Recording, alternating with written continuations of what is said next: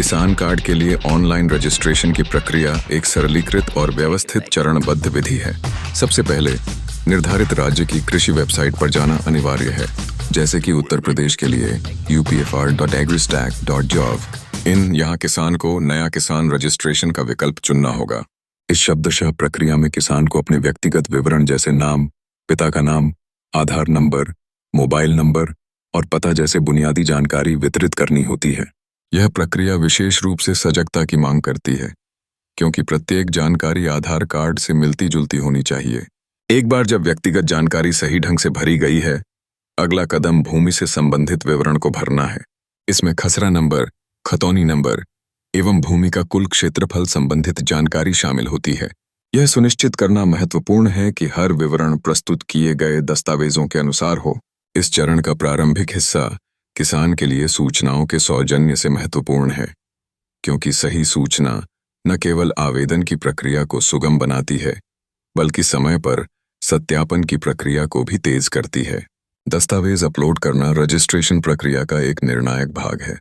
किसान को अपने आधार कार्ड, पासपोर्ट साइज फोटो, भूमि से जुड़े कागजात और बैंक की जानकारी जैसी दस्तावेज प्रस्तुत करने होंगे। सभी अपलोड किए गए दस्तावेज स्पष्ट और पठनीय होने चाहिए।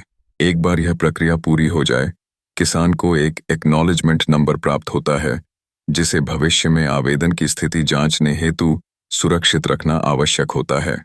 जब रजिस्ट्रेशन के बाद फॉर्म सत्यापित हो जाता है, तो किसान अपने फार्मर आईडी कार्ड को डाउनलोड कर सकते हैं।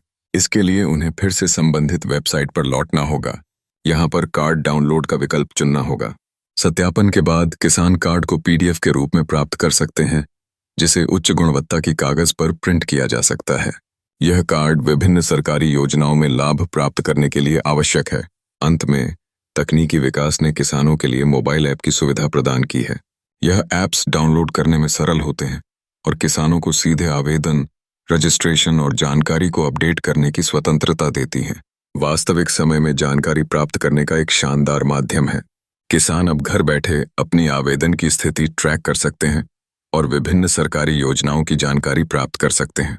इस प्रकार की डिजिटल प्रगति ने किसान समुदाय के लिए एक नया दृष्टिकोण प्रस्तुत किया है, जो उनके लिए सुविधाजनक और लाभदायक है।